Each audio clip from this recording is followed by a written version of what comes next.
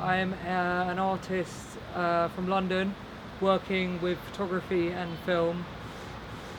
I'm drawn to telling stories about people on the fringes of society, and I often make work about queer communities around the world and people who are searching for acceptance and a place for all parts of their identity to come together.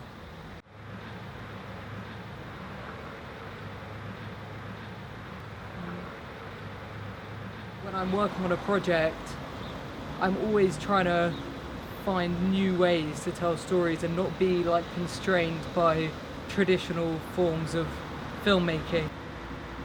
Like particularly with documentary films, when people think of documentary, they think like it's gonna like not look very nice, and you know, it's just like one person with a camera, and but maybe there's like an interview of somebody talking to camera. I try and like elevate that and find a new way of telling stories. I was drawn to Naples because, as I mentioned before, I'm interested in gender and gender non-conformity and places, pockets around the world where there's interesting examples of gender non-conformity. And I read about the history of the Femminelli, and the Femminelli are one of the first kind of accounts of gender non-conformity around the world. So Campania is like a very interesting place when looking at gender. That's how I found Scampia. I met some really amazing trans women who lived here, and then I became interested in the area. And a few months after I started making work here, it was announced that one of the Vele buildings, which is the famous housing estates in this area, was going to be torn down. So I thought, okay, this is the right time to come here and start making a film. So a lot of the work that's been made in Scampia, in particular, is like sensationalizing the violence and like the gangs, the camorra, the crime, the drugs that have plagued the area.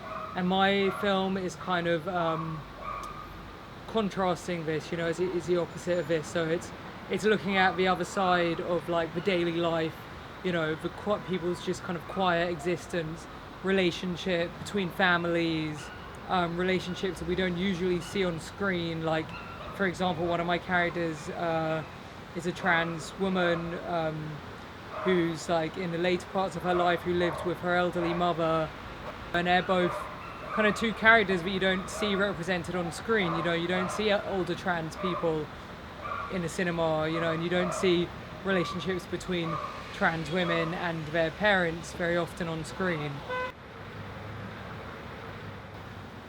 I don't want to be making a film about like trans people like they're like a kind of special or like unique thing. Like I think like if they're part of a wider story about the area, then it's just like they're like the same as anyone else, you know, and by not kind of singling them out, it's kind of showing the acceptance that they have in the region.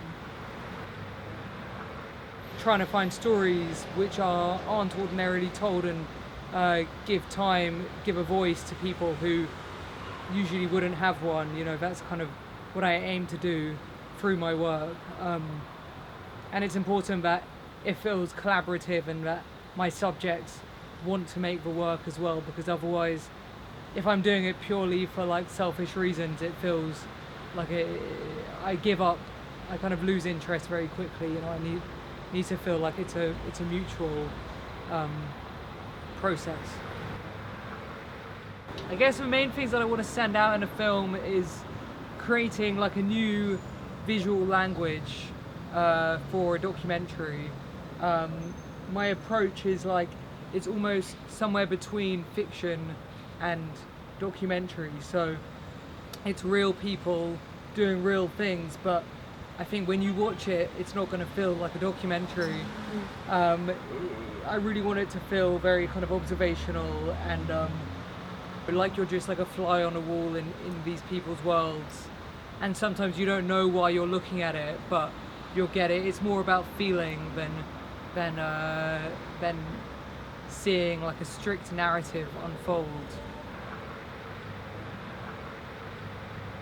I think Naples has so many great qualities. Under the skin of the area, there's a lot of warmth, and yeah, that's something I'll take away with me. Yeah.